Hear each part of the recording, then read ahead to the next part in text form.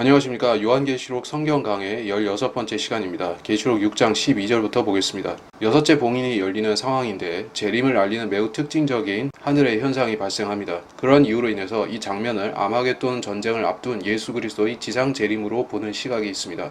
신구약에서 본문과 관련한 구절들을 찾아서 비교해보고 진실을 찾아보도록 하겠습니다. 또 내가 보니 어린 양이 여섯째 봉인을 였을 때 보라, 큰 지진이 나며 해가 머리털로 짠 천같이 검어지고 다른 피처럼 되었으며 하늘의 별들이 마치 무화과 나무가 강한 바람에 흔들려 설익은 무화과가 떨어지듯이 땅에 떨어지며 하늘은 두루마리같이 말려서 쓸려가고 모든 산과 섬도 각기 제 자리에서 옮겨졌으니 해가 흑암이 되고 달이 피처럼 바뀐다. 이 현상은 요엘서 2장 31절에도 등장합니다. 그리고 사도행전에서 이것을 반복해서 인용을 하고 있습니다. 내가 하늘들과 땅의 이적들을 보이리니 피와 불과 연기 기둥들이라. 주의 위대하고 두려운 날이 오기 전에 해가 흑암으로 달이 피로 변하리라. 요엘서 2장 30절로 31절. 내가 위로 하늘에서는 이적들과 아래로 땅에서는 표적들을 보이리니 피와 불과 연기라. 그 위대하고 찬란한 주의 날이 오기 전에 해가 흑암으로 달이 피로 변하리라. 사도행전 2장 19절로 20절.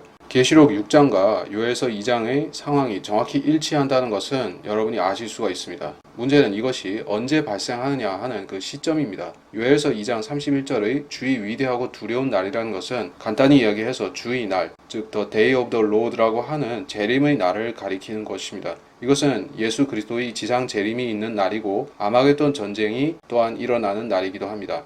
그 날이 오기 전에 해가 흑암으로 또 달이 피로 변한다는 것인데 얼마나 앞서서 그렇게 발생하는지에 대한 시간적 요소는 따로 언급된 것이 없습니다. 시간적 요소를 더 추리할 수 있는 단서가 계시록 16장 10절에 있는데 거기에 보면 짐승의 왕국이 흑암에 쌓이는 장면이 나옵니다. 다섯째 천사가 자기 호리병을 짐승의 자리에 쏟으니 그의 왕국이 흑암에 쌓이며 그들이 고통으로 인하여 자기 혀를 깨물고 계시록 16장 10절.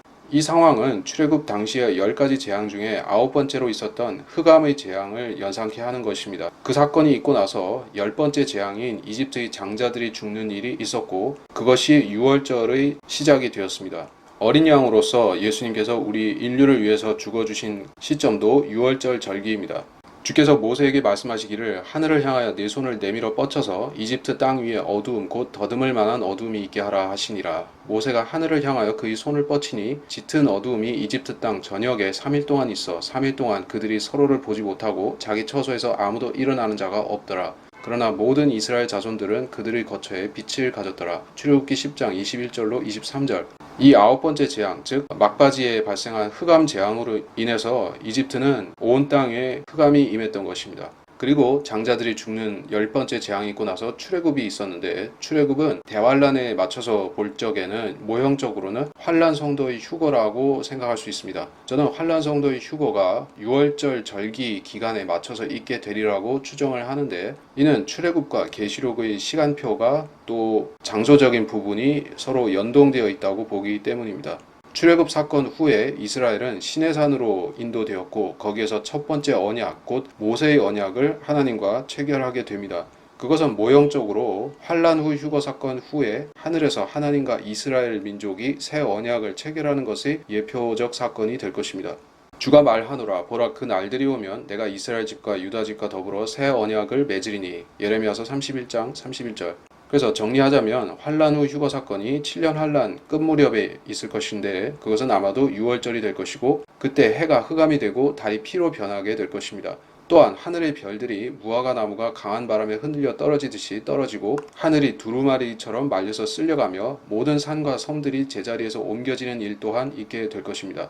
또 주여 주께서 태초에 땅의 기초를 놓으셨고 하늘들도 주의 손으로 만드신 작품이니이다. 그것들은 멸망할 터이나 주께서는 영존하시오니 그것들은 모두 겉옷처럼 낡아지리이다. 주께서 그것들을 옷처럼 말아버리시리니 그리하면 그것들은 바꿔질 것이나 주는 동일하시며 주의 연대는 끝이 없으리라 하셨도다. 히브리서 1장 10절로 12절. 하늘들이 옷처럼 또는 두루마리처럼 말려서 쓸려간다고 했는데 그렇다면 거기에 있던 별들은 그대로 땅으로 내려와서 꽂히게 될 것입니다. 그런데 이 부분은 현대인의 상식으로서는 이해가 되지 않는 일입니다. 성경은 그렇다고 말씀하시지만 여러분이 갖고 있는 기존의 과학적 상식은 이 사실을 수용하기를 거부할 것입니다. 그렇다면 여러분이 붙잡을 수 있는 가장 현명하고 바른 선택은 성경을 믿는 쪽이 될 것입니다. 그 날들의 환란 후에 즉시 해가 어두워지며 달이 그 빛을 내지 아니하며 별들이 하늘에서 떨어지고 또 하늘들의 권능들이 흔들릴 것이라. 그 후에 하늘에 있는 인자의 표적이 나타나리니 땅의 모든 지파들이 통곡할 것이며 또 그들은 인자가 권세와 큰 영광으로 하늘의 구름을 타고 오는 것을 보리라. 또 주께서 큰 나팔 소리와 함께 천사들을 보내시리니 그들이 하늘 이편 끝에서 저편 끝까지 사방에서 그의 택하신 사람들을 함께 모을 것이라. 마태복음 24장 29절로 31절. 이 마태복음 24장 29절은 요엘 2장, 계시록 6장과 아울러서 맥을 같이 하고 있는 장면입니다. 본문은 사건의 시점을 좀 더 확실히 알려주는 것처럼 보여지는데 그 날들의 환란 후에 즉시라고 했기 때문입니다. Immediately after the tribulation of those days. 자, 이 그 날들의 환란 후에 즉시라고 하는 이 시점이 언제인지를 안다면 우리는 이 사건이 계시록의 타임라인에서 어디에 위치하는지를 알 수가 있을 것입니다. 그 날들의 환란은 대환란, 곧 Great Tribulation이라고 하는 이 기간 자체를 가리킨다고 저는 생각을 합니다. 혹자는 생각하기를 그 날들의 환란이라는 것이 어떤 호리병 재앙들과 같은 환란 중의 특정 기간이나 사건들을 찝어서 가리키는 것이 아닌가 그렇게 생각할 수도 있을 것입니다. 그러나 저는 더 자연스러운 해석이 그 날들의 환란이란 것이 3년 반의 대환란 그 자체를 가리킨다고 생각합니다.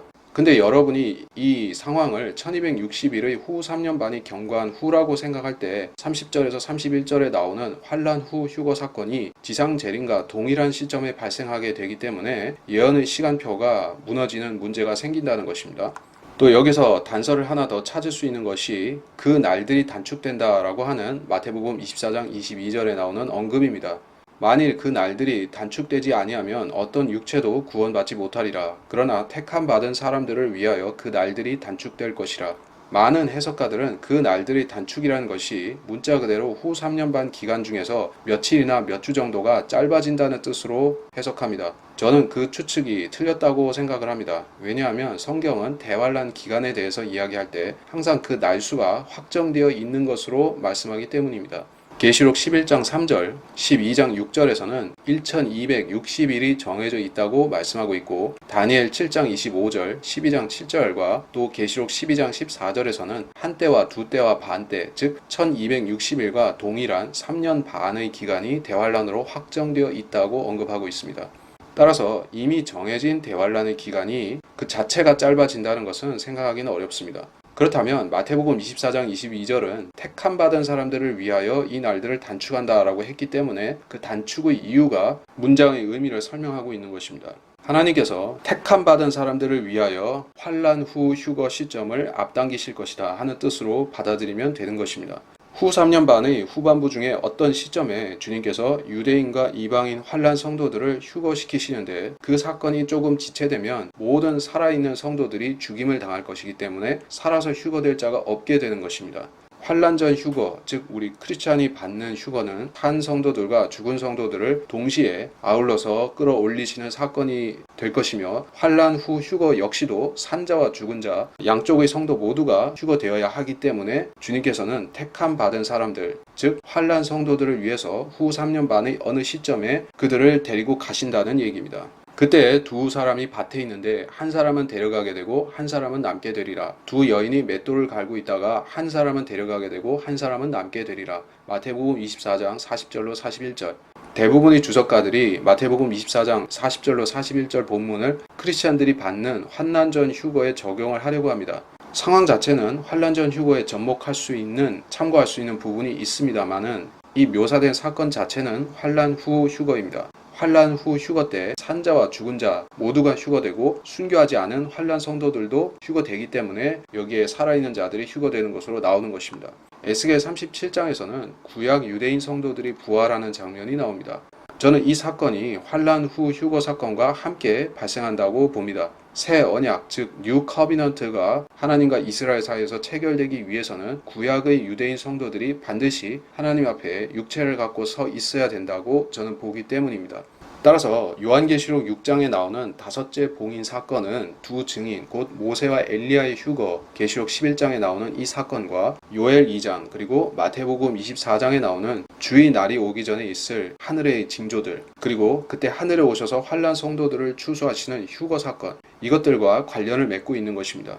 하늘은 두루마리같이 말려서 쓸려가고 모든 산과 섬도 각기 제자리에서 옮겨졌으니. 자, 이 14절 말씀과 계시록 16장 20절을 비교해 보겠습니다. 그러자 모든 섬이 사라지고 산들도 보이지 아니하더라. 이 두 구절은 비슷해 보이지만 무언가 다르다는 점을 알 수가 있습니다. 6장 14절에서는 모든 산과 섬이 제 자리에서 옮겨졌고, 즉 위치가 이동하였으나 사라지지는 않았습니다. 그런데 16장 20절에서는 그 섬과 산들이 사라지고 보이지 않게 된 것입니다. 전자도 극심한 지각 변동이 되겠지만 후자는 더욱 심각한 상황이라는 얘기입니다. 6장 14절은 다섯째 봉인, 즉 환란 후 휴거 사건이 일어날 때 발생할 큰 지진을 말씀하고 있고, 16장 20절은 그야말로 마지막에 올 예수 그리스도의 지상 재림 때 있을 엄청난 지진입니다. 하늘이 두루마리같이 말려서 쓸려간다고 했을 때 이것은 하늘이 마치 어떤 단단한 돔으로 덮여져 있기 때문에 가능한 모양새로 볼 수 있습니다. 과학에서 설명하고 있는 우주는 두루마리같이 말려서 쓸려갈 수 있는 성격이 아닙니다.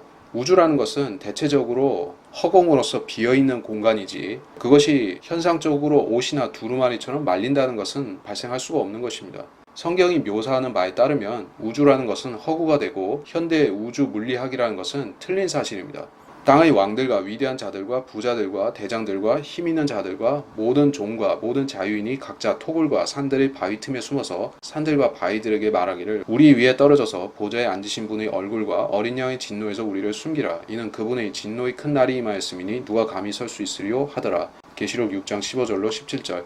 땅 위의 모든 인간들이 이러한 하늘의 놀라운 현상들을 보고 두려워서 떨 것이며 그들은 숨을 수 있는 장소를 각기 찾을 것입니다. 본문에서 이 장면 역시 지상 재림으로 착각하기에 충분할 것입니다만은, 제가 다시 얘기하지만 재림 자체는 이것과 틀린 상황입니다. 땅의 왕들과 위대한 자들, 이 부자들과 대장들이라는 자들은 예루살렘을 포위하기 위해서 나중에 군대의 대오를 갖추고 팔레스타인으로 올 사람들입니다. 그리고 그때 주님께서는 예고 없이 그들 위에 나타나셔서 닥치는 대로 그들을 무찌르고 쓰러뜨리실 것입니다. 그것이 바로 아마겟돈 전쟁인데, 만약 이 6장의 상황에서 이 자들이 하늘에서 오는 군대와 싸움을 벌이지도 않았는데 먼저 이렇게 숨고 있다고 하면, 꼼짝하지 않는다고 하면 어떻게 이것이 전쟁의 상황으로 상정할 수 있겠습니까? 따라서 이것은 아마겟돈 전쟁이 아니라 그 전에 있을 모종의 사건인 것입니다. 그것이 제가 앞서 이야기했던 대로 환란 후 휴거 사건이고 두 증인의 휴거 사건 때인 것입니다.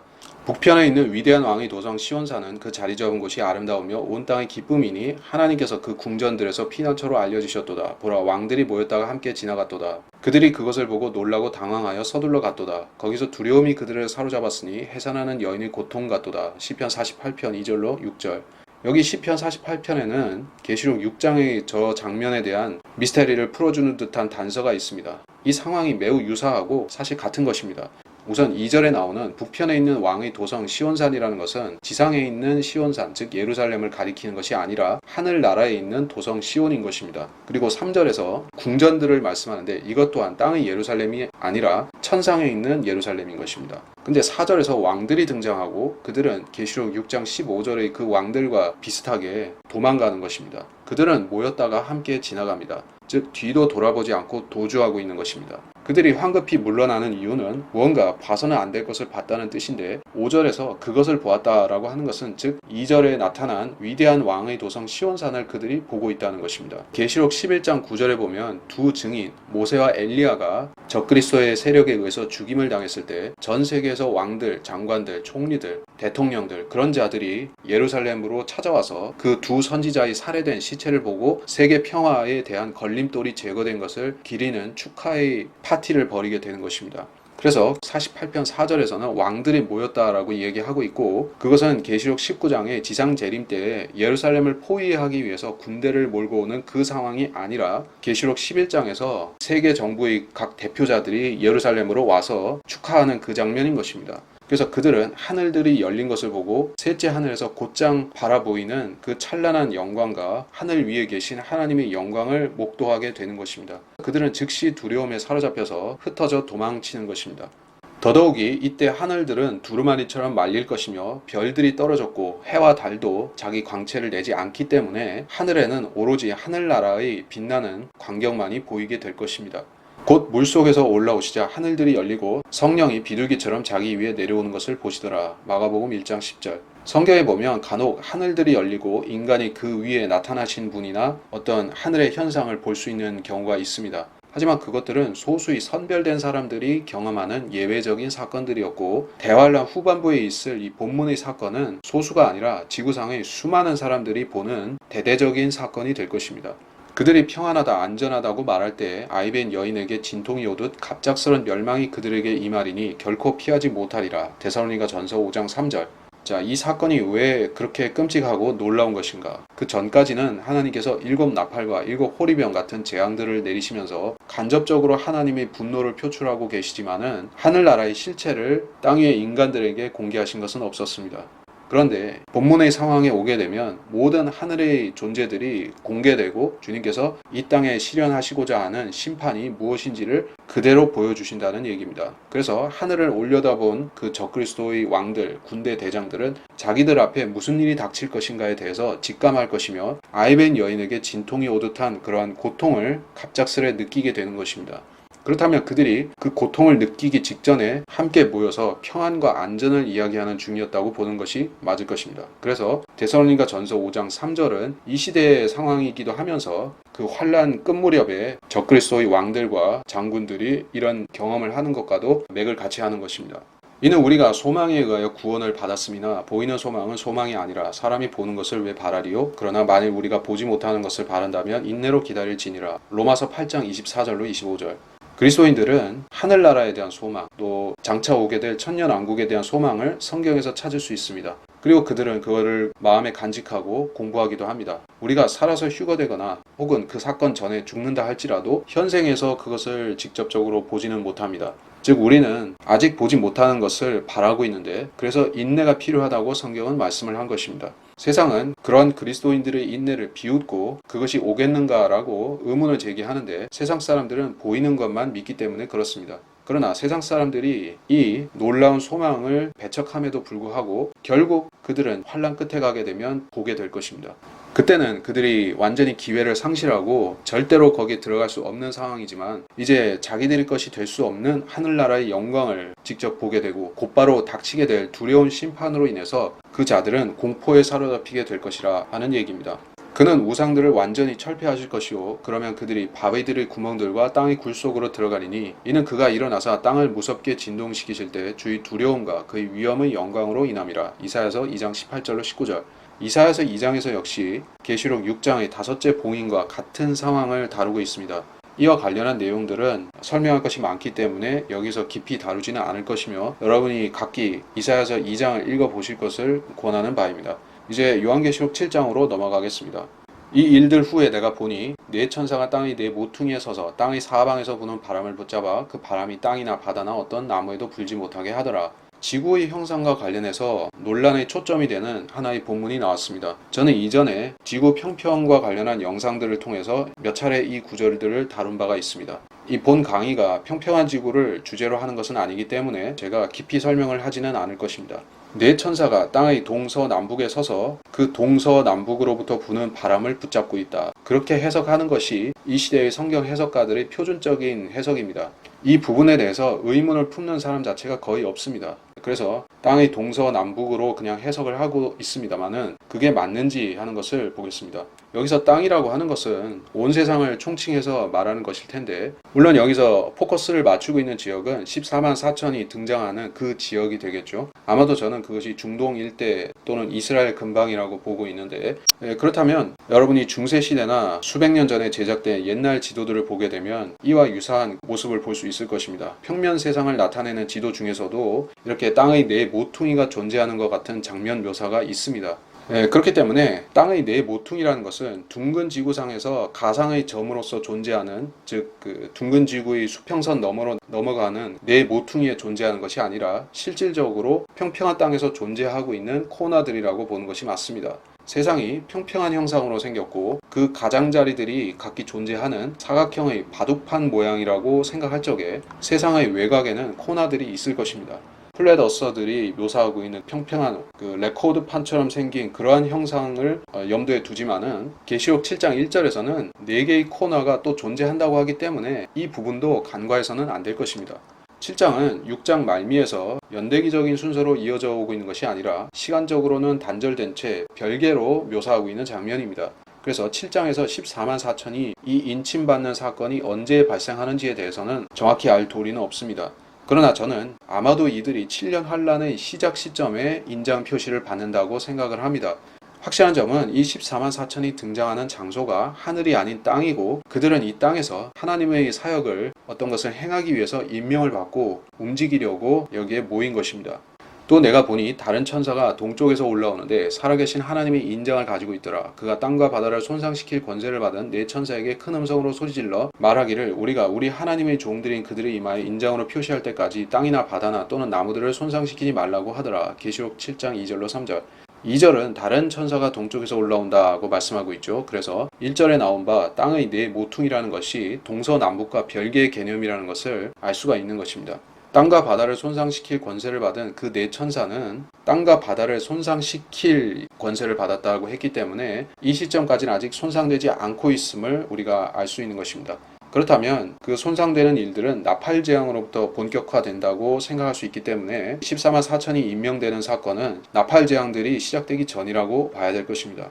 7 나팔 재앙이 언제 정확히 시작이 되는가? 이건 역시도 우리가 알 수는 없습니다만은 전 3년 반 중에 어떤 시점이라고 보는 것이 맞을 것입니다.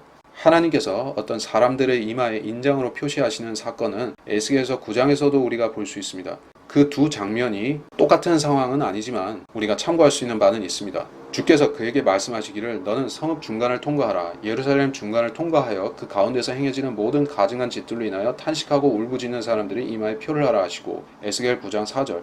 여기 에스겔 9장 4절의 경우에는 이마에 표를 받는 것이 계시록 7장과 동일하다고 보지만 그것을 받는 자들의 숫자는 지정되어 있지 않습니다. 또한 거기서는 예루살렘의 거민들 가운데서 표를 받고 있고 계시록 7장에서는 12지파의 남자들이 받고 있는 것입니다. 계시록 7장에서 표를 받는 장소적인 배경이 정확히 어디인지는 알 수가 없으며 예루살렘이라고 보는 것은 힘들 것 같습니다. 왜냐하면 이 예루살렘 도성은 7년 환란의 끝에 가서 하나님께서 정화시키기 전까지는 소돔과 이집트처럼 영적으로 오염되어 있는 장소라고 계시록 11장에 나오기 때문입니다.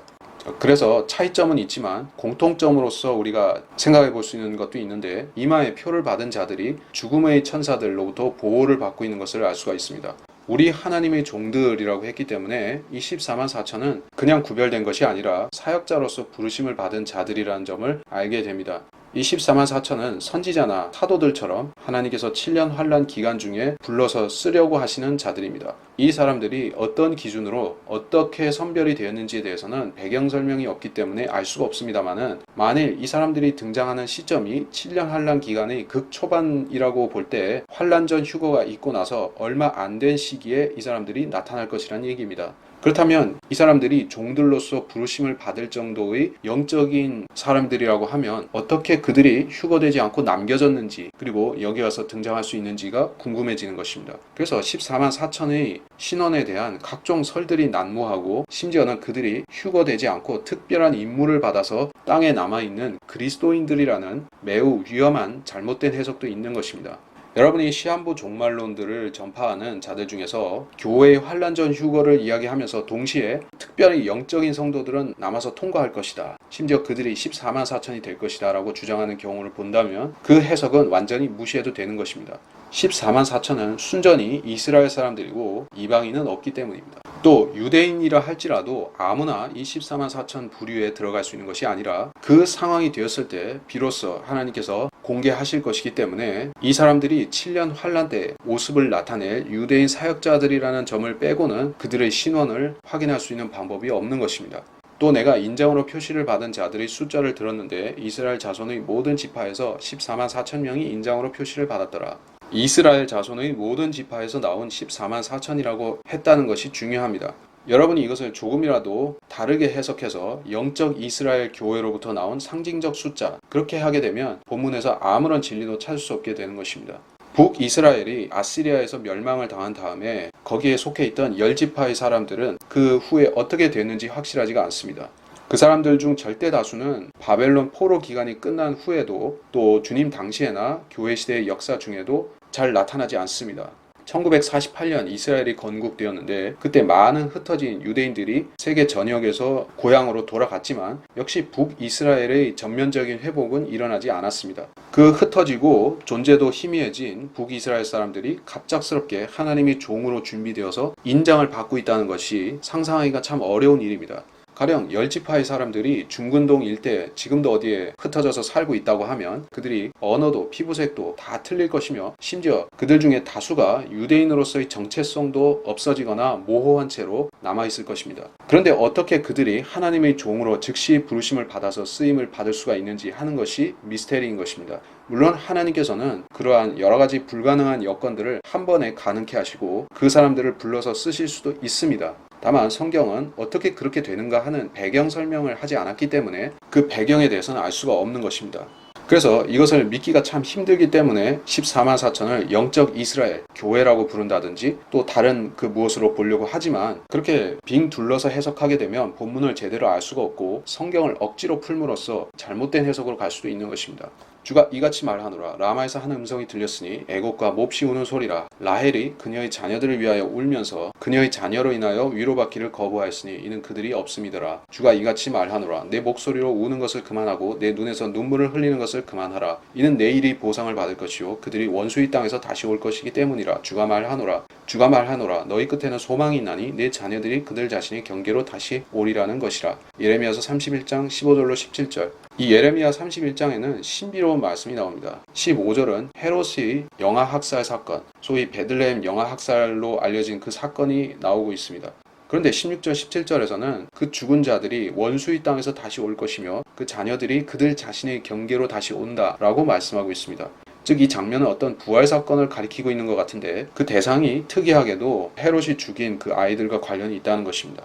어떤 해석가가 이와 관련하여서 더 많은 참조 구절들을 대면서 설명을 하는 것을 제가 본 적이 있는데 저는 헤롯의 영아들이 부활해서 14만 4천이 될 수 있다라는 그런 해석이 무척 흥미로운 추측이라고는 보지만 그것은 하나의 가능성으로서 확정해서 가르칠 만한 부분은 아닙니다. 다만 제가 가능하지 않을까라고 말할 수 있는 것은 14만 4천이 대환란 때 살고 있는 그 실질적인 이스라엘 사람들일 수도 있지만 과거에 살았던 사람들이 부활되어서 여기 소환되는 것도 가능하다는 것입니다. 두 증인이 과거 시대에서 소환된 모세와 엘리야라고 할 때 14만 4천 또한 과거로부터 온 사람일 가능성은 충분히 있다는 것입니다. 이들은 여자들과 더불어 더럽혀지지 아니한 자들이니 이는 그들이 동정들임이라. 이들은 어린 양이 어디로 가든지 따라가는 자들로 하나님과 어린 양께 첫 열매들이 되어 사람들 가운데서 구속을 받았느니라. 계시록 14장 4절. 이 14만 4천의 주요 특징 중에 하나가 여자들과 더불어 더럽혀지지 않은 동정들이다라는 규정입니다. 간단히 말해서 이들은 남자 동정들이고 그들의 연령대를 우리가 정확히 알 수는 없습니다.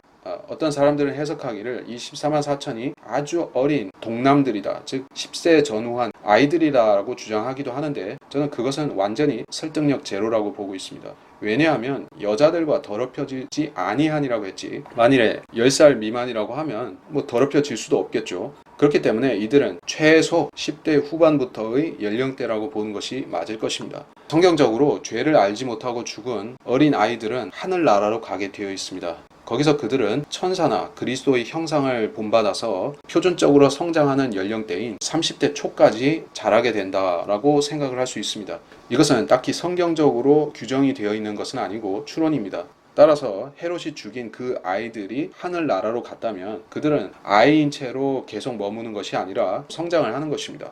즉 20대에서 30대까지의 청년 정도로 성장을 하게 될 것입니다.